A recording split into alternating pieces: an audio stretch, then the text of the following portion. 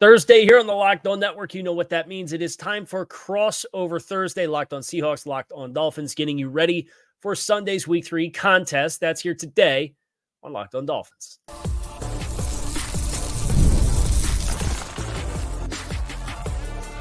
You are Locked On Dolphins, your daily Miami Dolphins podcast, part of the Locked On Podcast Network, your team every day. Greetings, 12s and Dolphins fans. It's time for another Crossover Thursday here on the Locked On Podcast Network. I'm Corbin Smith of Locked On Seahawks. Glad to be joined by Kyle Krabs of Locked On Dolphins as we gear up for a matchup between former AFC foes here in Week 3 at Lumen Field. Before we dive into this, Crossover Thursday is presented by Prize Picks. Go to prizepicks.com/LockedInNFL and use the code, all lowercase, LockedInNFL to win $50 instantly when you play $5. Here on Crossover Thursdays, we do each and every week. It's time to take a deep dive into both of the teams heading into our upcoming game, and the Seahawks and Dolphins gearing up for their game in Week 3. Kyle, obviously the main storyline going into this game for either team when we're talking about Seahawks and Dolphins, unfortunately, another concussion for Tua Tagovailoa, and the Dolphins are going to have to play Skylar Thompson as their quarterback for the next 4 games minimum. What does this mean for Mike McDaniel's defense or offense going into this game, going up against the Seahawks, who have, for the most part, played pretty good defense here in the first couple of games of the Mike McDaniel era? Yeah, I think for the Dolphins, this is going to really boil down to Mike McDaniel getting back to his roots, which was as a run game coordinator in San Francisco. They have had opportunities to run the ball in the first 2 weeks. Devon Achane's been a very explosive player, had a lot of volume against Buffalo. Raheem Mostert, we'll see if he's back this week, but even if he's not, Miami showed a little bit more diversification with some gap schemes between the tackles in the end of the Week 1 game against Jacksonville. And what is Seattle willing to give you from a front structure perspective, and how does that impact what kind of runs that you can call? I think you probably look at the Week 1 game plan that Miami had against Jacksonville, which had a defense that was very aggressive. They were kind of flying blind as far as what kind of game plan they were going to get for that game. So you saw a lot of perimeter screens. You saw a lot of quick throws. You saw as that game went on, they kind of built into some play action shots with second progressions down the field. You could maybe work to some of that kind of stuff, but I would expect this is a get the ball into your skill players' hands quickly type of game for the Dolphins. And it should be that because this is an offensive line that is built and constructed to fire off the ball and show run. And everything they do is built off of that. It's just some of the ball handling stuff's going to be compromised. I think some of the quick decision-making, throwing into the middle of the field is a little bit more limited. So you're probably going to be looking at more action on the perimeter, quick stuff. And if Seattle starts to creep up, hey, maybe that's where we kind of give you that look for a perimeter throw, and we send one of our speed guys down the field and try to take advantage on a one-on-one shot down the field. But Mike McDaniel has to run the ball. And they've had success doing it. They had some penalties that prevented it from being an even bigger part of the success for them. But you can't call this game with all the nuances of the route stems based on defensive leverage and the timing of those throws into high traffic areas of the field. You can't ask Skylar Thompson to do that. And if you do, I think it's going to be a recipe for failure for the Dolphins offensively. This is not going to be the first time that Mike McDaniel has gone against Mike McDonald, at least from a offensive coordinator versus defensive coordinator perspective. And going into this game, it's interesting because Skylar Thompson's played a handful of snaps. He hasn't gotten to play against Mike McDonald. Mike McDonald hasn't had the opportunity to do that. And you mentioned how it's going to change the way that they throw the football and some of the limitations that they're going to have. But you're not going to be able to go into Seattle and just run the ball every single play. So from a passing game standpoint, especially with Tyreek Hill and Jalen Waddle, the weapons that the Dolphins have, how do the Dolphins maximize Skylar Thompson's skill set in Mike McDaniel's offense going up against this defense that, quite frankly, has been kind of vanilla schematically these first few weeks? And got to wonder how much they're going to open things up in Week 3. Yeah, I certainly think you can move the launch point for Skylar. He's a little bit more athletic than Tua Tagovailoa is, so I think that gives them an opportunity to do more play action with boots off of that and try to get your speed coming across the middle of the field and get some underneath completions. If you catch man coverage, you trust those guys to be able to run away from man coverage just because of how fast that they are. So rollouts, 3 levels, whether you're running a corner or some kind of a vertical with a deep cross and then somebody sliding through into the flat, trying to make Jalen Waddle and Tyreek Hill be the early progressions in those types of concepts to try to get them running away from defenders in space if they're going to do that. And if they're going to play zone, then you're probably looking at trying to get that second level in conflict. And that's where I think the interest and intent to run the ball is important, because if you can get Tyrell Dotson, I don't know what the status is of Jerome Baker. I didn't think he was a participant on Wednesday's practice, but we'll see what that looks like. But just that's whoever is on that second level for Seattle, if you can force them to suck up a little bit and take some of the touch throws out and just allow Skylar to see it and throw it, it's going to give you a chance to maybe get some chunk plays through the air. But I would be expecting a pretty conservative general game plan for this game, especially with it being Skylar's first start since the playoff game in 2022. With that lack of experience, he's almost played as many snaps in the postseason as he has in the regular season in his NFL career. There's going to be a lot of the burden on the Miami Dolphins defense to try to keep this more of a lower scoring game, to be able to have a shot to go to Pacific Northwest and get the victory. When you look at Miami's defense and where they're at, they had a lot of turnover on that side of the ball. You mentioned Jerome Baker being a player they cut. The Seahawks signed. Changes up front. Christian Wilkins is gone. Moved on from Xavier Howard.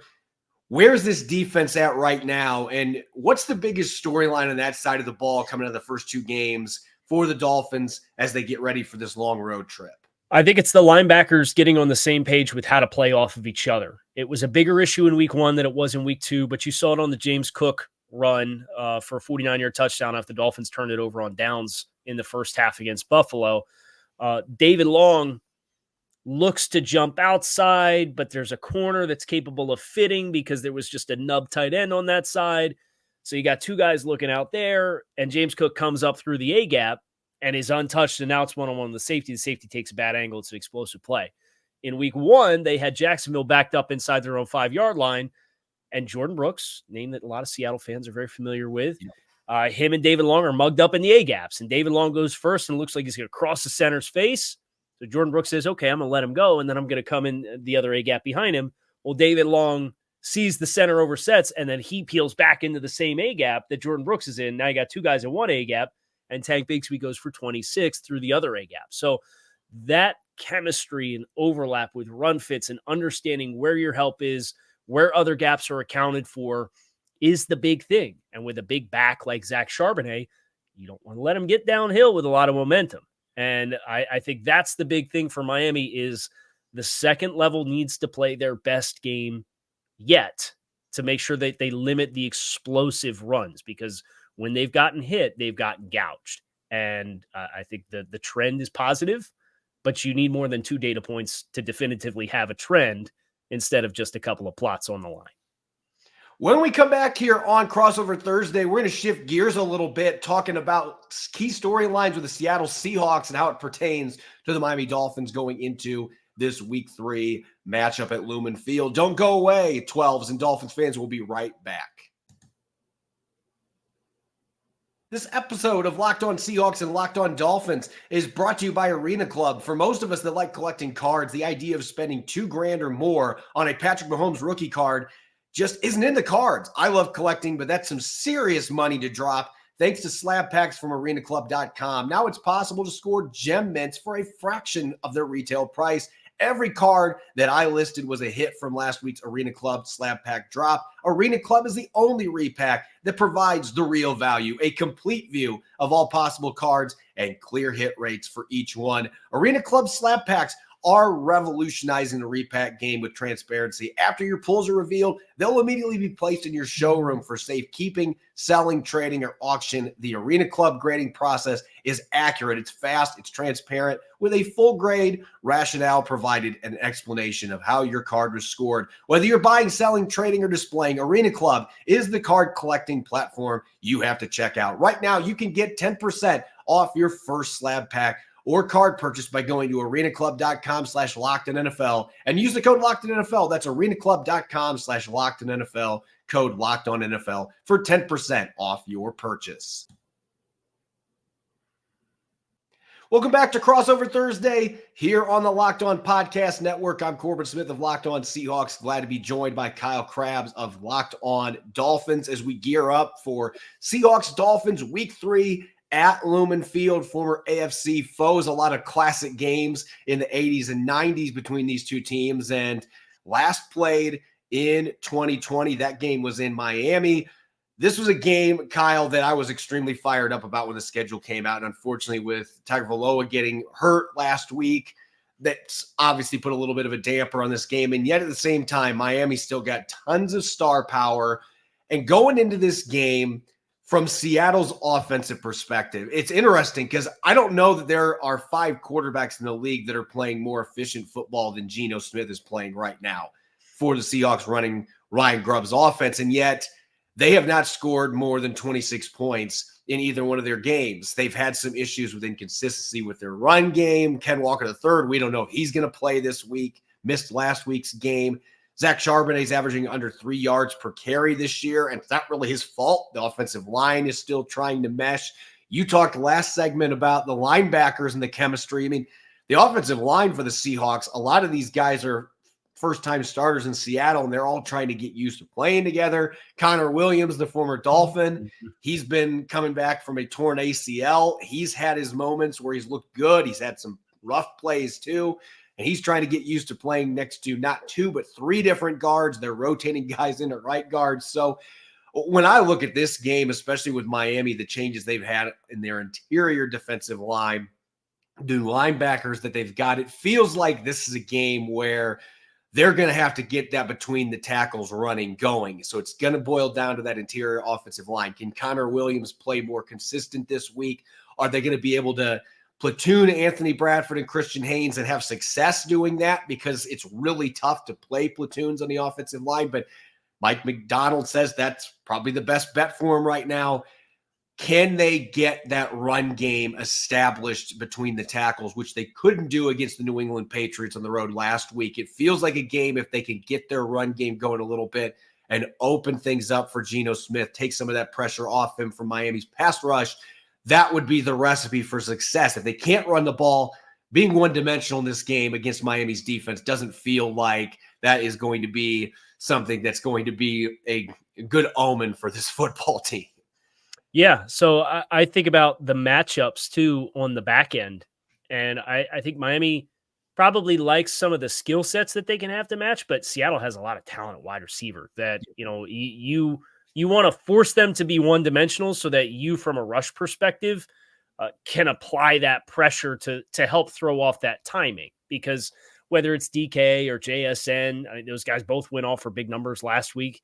And then you obviously have Tyler Lockett in the picture, and then a tight end in Noah Fant who is athletic. And, you know, I think Miami probably likes Jordan Brooks' opportunities if he's to match up with him in some coverage stuff. But the front's going to dictate this a lot, I think. And I agree with you wholeheartedly that Seattle's ability to kind of find momentum in the early downs and not let Anthony Weaver, who is off this same coaching branch as Mike Macdonald is, a lot of the same things apply. Miami's had a very broad menu as far as presentation versus post-snap action, a lot of the same fire zones. You've gotten simulated pressures. You've gotten actual pressures that, I mean, they have not been afraid to blitz. They throw the kitchen sink at quarterbacks. And for Seattle to kind of get into third and mids and third and shorts really cuts down what Miami's able to present to you without giving Seattle overplay. So I think that's a great call out as far as the chemistry of that interior front for the Seattle Seahawks against Calais Campbell, Zach Sealer, Deshaun Hansman, the third guy in the rotation. It still feels like they're waiting to see who the fourth guy is going to be between Benito Jones as a nose tackle. But then Brandon Peely's also built like a nose tackle, but I think maybe gives you a little bit more even front capabilities if that's how the Dolphins choose to present their defensive fronts to Seattle. You mentioned the similarities there with the defensive coaching coming from the same tree, both being from the Ravens coaching staff.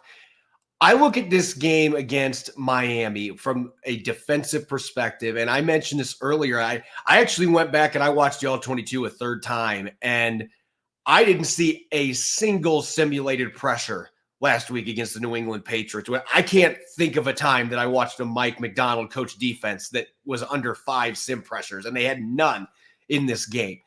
There's no way, especially against a quarterback who has not played very many snaps. There is no way that I can see Mike Macdonald going into this game with that vanilla of a strategy. Now, on one hand, you're not going to completely open up your entire playbook going up against a backup quarterback probably, but at the same time, you want to give him looks that are going to confuse him. And I just look at the talent the Seahawks have, especially in the secondary. Devin Witherspoon, his blitzing ability, the ability to move him inside and out, how dominant he can be doing that. The linebackers, Tyrell Dodson is a really good blitzer. Tyrese Knight, their rookie that may be playing for Jerome Baker in this game, that is a strength in his game, is playing downhill, blitzing. Julian Love and Rayshawn Jenkins can both do that.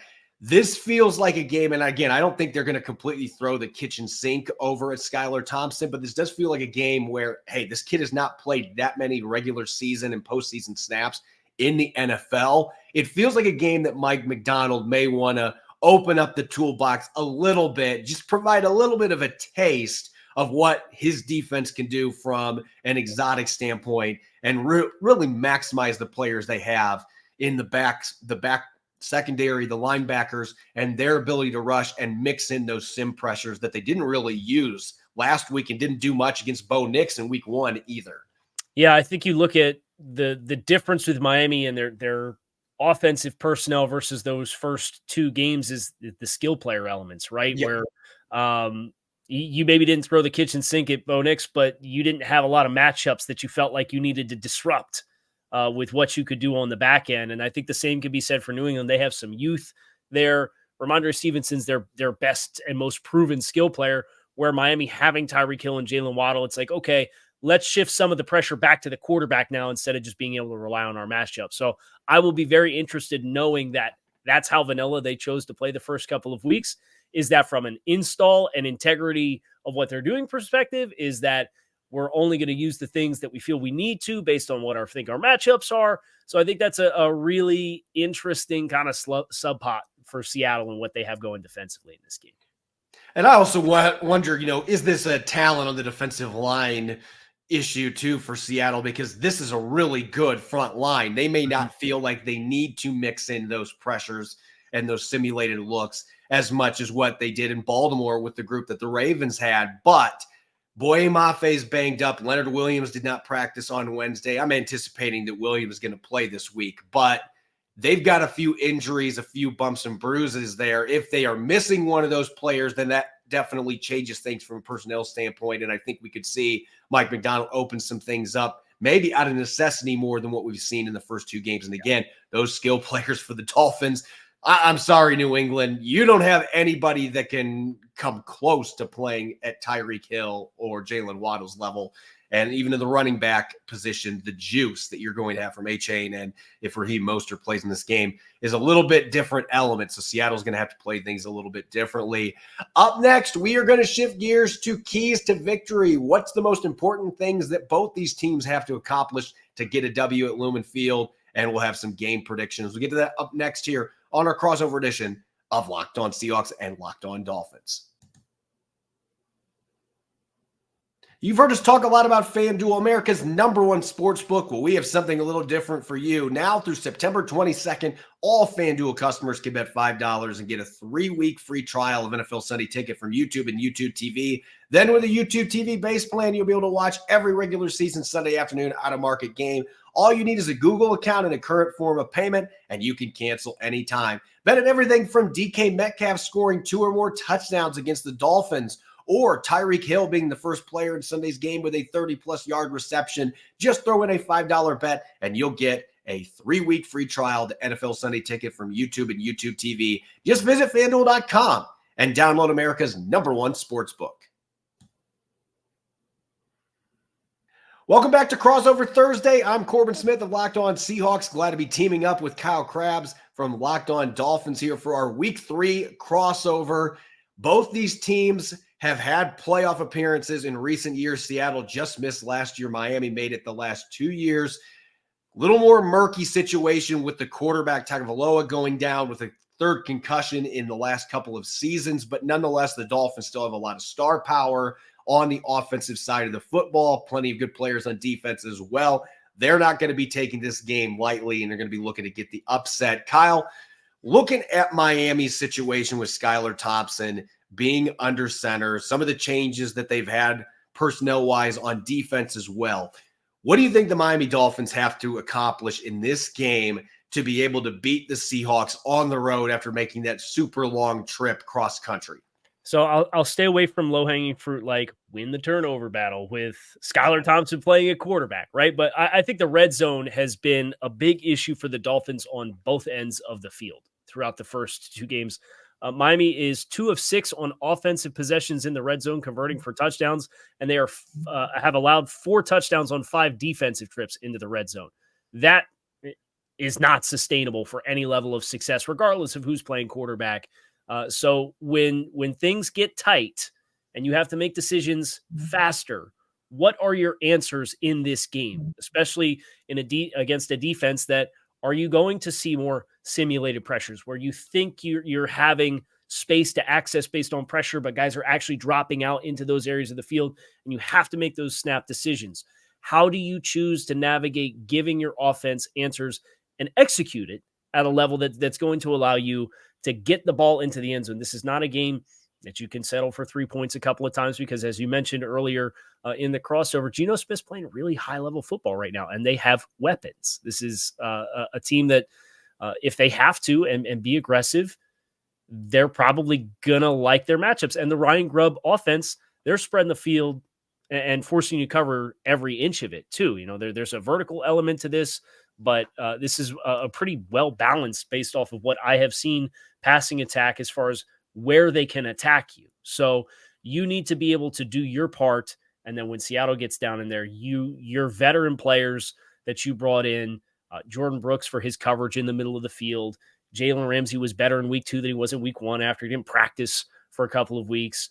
Calais Campbell up front alongside Zach Sealer, Calais Campbell replacing Christian Wilkins, Jalen Phillips getting matchups. Your leaders on that side of the ball, you have to win that exchange with those possessions because Miami's probably going to play a little bit more of a possession-oriented game with trying to possess the ball, shorten the possessions for both sides, and hope that you can make the situational plays to win the game.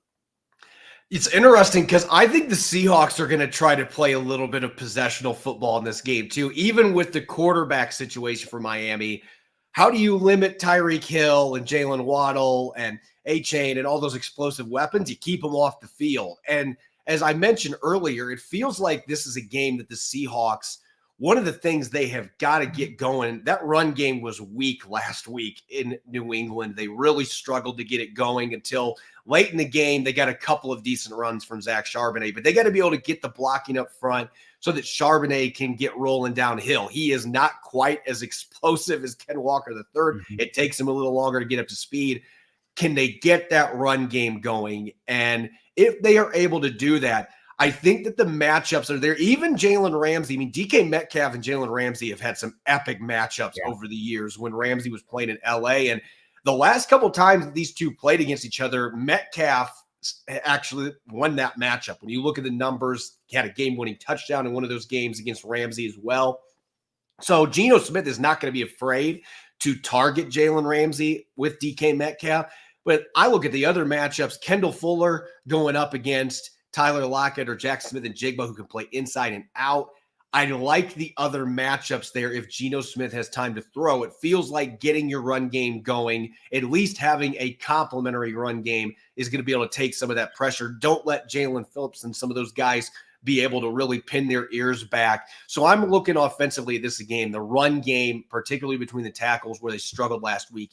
Can you get it going against Miami's front seven? If they can do that, I think there's going to be a ripple effect. They've got some matchups they can take advantage of. And on defense, I think you do need to open up things a little bit as far as what kind of looks that you're going to be bringing in. And I'm even going to go as far as saying that this is a game where Seattle may takes a few more risks with the blitz because you're going up against an inexperienced quarterback. Even though he is more athletic than Tagovailoa, Thompson is a player that feels like, with that lack of experience, looking back at some of the preseason tape, if you can get some quick pressure on him, he can be forced into some bad decisions, even with some of the weapons they get on the outside.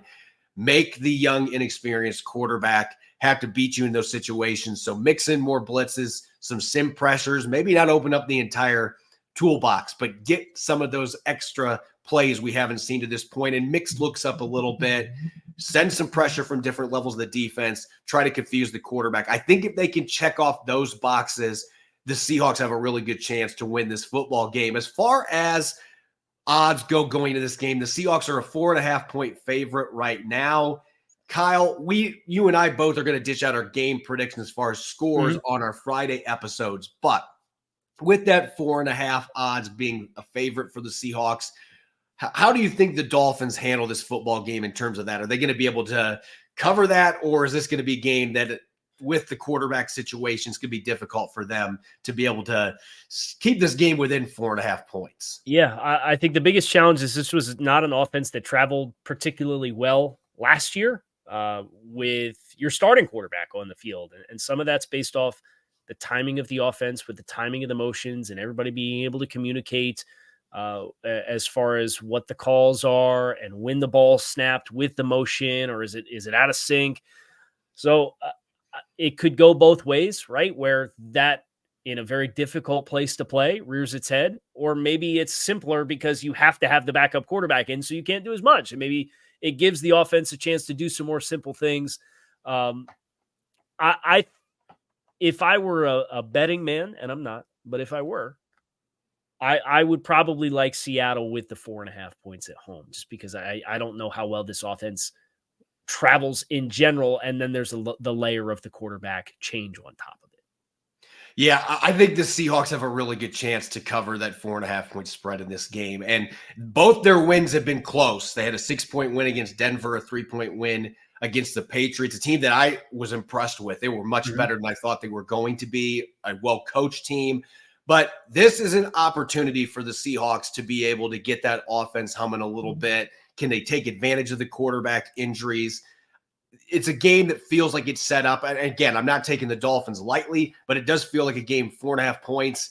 I would take that if I was a betting man. And like you, I'm not, but I think the Seahawks at 4.5 points, I think that is a favorable one for them to be able to cover that in this game with the circumstances that we've got. But hoping that this is going to be still a really good game, and you got two really good coaches, so I anticipate that it's going to be competitive even with the injuries. A special thanks to the 12s and Dolphins fans out there as always for tuning in, and make sure that you're listening tomorrow on our Friday episodes, Locked On Seahawks, Locked On Dolphins. I'm Corbin Smith from Locked On Seahawks. He's Kyle Krabs from Locked On Dolphins. Again, make sure to check out both those episodes coming tomorrow as we draw closer to this Week 3 matchup at Lumen Field. Enjoy the rest of your Thursday. Go Hawks, go Dolphins.